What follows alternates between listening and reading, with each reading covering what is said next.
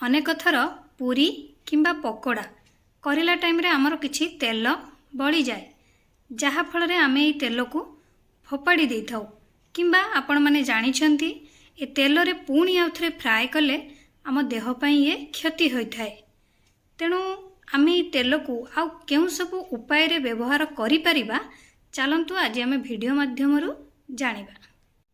जो बड़ी जाई छी आपणकर तेल पूरी कला परे बा पकोड़ी छाणिला परे सेही तेल रे आउ थरे आपण माने फ्राए करिवे नाही कोनोसी जिनिस पकोड़ी हो बा आपणकर पूरी हो। एही तेल रे आपण माने तरकारी रांधी परिबे नहले छुंक देई परिबे एई सब करि परिबे। किंतु आपण माने पूरी छाणिबा बा जेकोनोसी पकोड़ा छाणिबा एथिरे एई तेल रे करिवे नाही या देह पई बहुत खराब होई थाए। तो चलतु आम जाना प्रथमे कौन करवा ना। गुड आफ्टरनून आपण मानक समस्त मो तरफ नमस्कार। आशा करछि आपण माने समस्ते भलरे थिबे मु भी भलरे अछि। चलतु वीडियो आरंभ करबा किंतु वीडियो आरंभ करबा पूर्वरु आपण मानक भितर कहि जदि आज मो चैनल ले नुआ थांती ताले प्लीज प्रथम चैनल टिको सब्सक्राइब कर दियंतु पाखरे थिबा बेल आइकन को क्लिक करंतु जहा फल रे मो नुआ नुआ वीडियो रो नोटिफिकेशन आपण मानक पाखरे खूब शीघ्र पहुंची जिवो। ताले चलतु वीडियो आरंभ करबा। प्रथमे तेलटी को भल भाव सफा करदेवे से तेल को टिके ठंडा करने छाड़े तापरे फिल्टर करदेवे।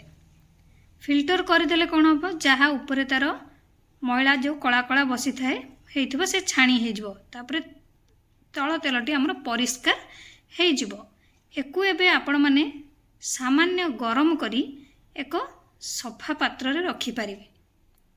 यापर ये तेल को आपण मैंने व्यवहार करें तरकारी हो नचेत आपणकर छुंक आइटम रे छुंक लगे पारे नहेले आपण मैंने धरा जाऊ लाइन पलैची घरे आपणकर किछि सेमती जालिबा पाई नाही तो यही तेल रे आपण मैंने सलिता दे दीप साहाय्य आपण मैंने यही तेल को भी जलई पारे जोटा कि दीप जलई पारे।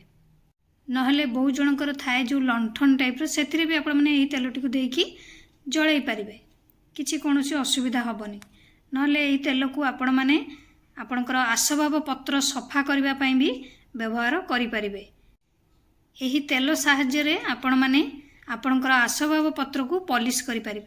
से आपण मैंने धला विनेगार को यही तेल रे मिसाई गोटे सॉल्यूशन बनै आपण मैंने एको यूज करें। नहले आपण मैंने जो कौन बेकिंग ट्रे रे जते बेले जा बेक करुछंती आपण माने से ट्रे रे तेल को लगे पारे।